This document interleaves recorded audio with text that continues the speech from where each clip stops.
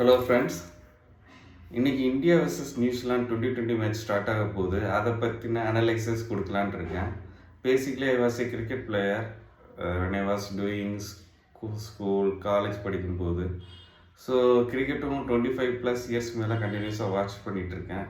Paste on that I can give some analysis.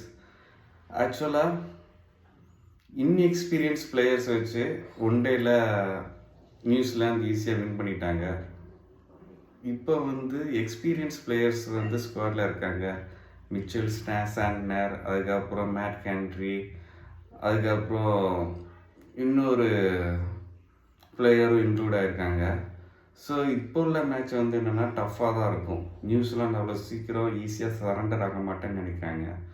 அதே மாதிரி maximum உள்ள பிளேயர்ஸ் ஐபிஎல் இங்கே விளையாடி இங்கோட pitch condition, weather condition experience ஆனவங்க தான். இந்தியாவை பொறுத்தவரை பார்க்கலன்னா Suryakumar Yadav out of form.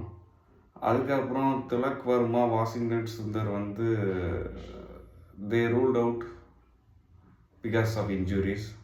So அது பெரிய ட்ராபேக். நம்மளோட வெயிட் என்னென்னா Karthik Pandya very good all-rounder, பேட்டிங்லேயும் சரி பவுலிங்லேயும் சரி கலக்கிட்டு இருக்காரு. அதுக்கப்புறம்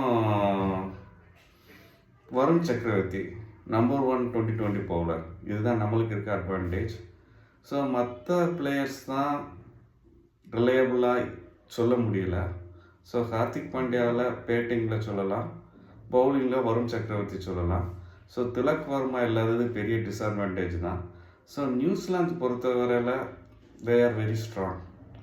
ஸோ என்னை பொறுத்தவரையில் இன்றைக்கி நியூசிலாந்து வின் பண்ணுறதுக்கு பாசிபிலிட்டிஸ் அதிகமாக இருக்குது. சப்போஸ் இந்தியா வின் பண்ணாலும் நியூசிலாந்து அவ்வளோ சீக்கிரம் சரண்டர் ஆக மாட்டாங்க. டஃப் காம்படிஷனாக தான் இருக்க போகுது. So wait and see. உங்களுக்கு யார் வின் பண்ணுவான்னு தோன்றதை கீழே கமெண்ட் பண்ணுங்கள். தேங்க்யூ. பை.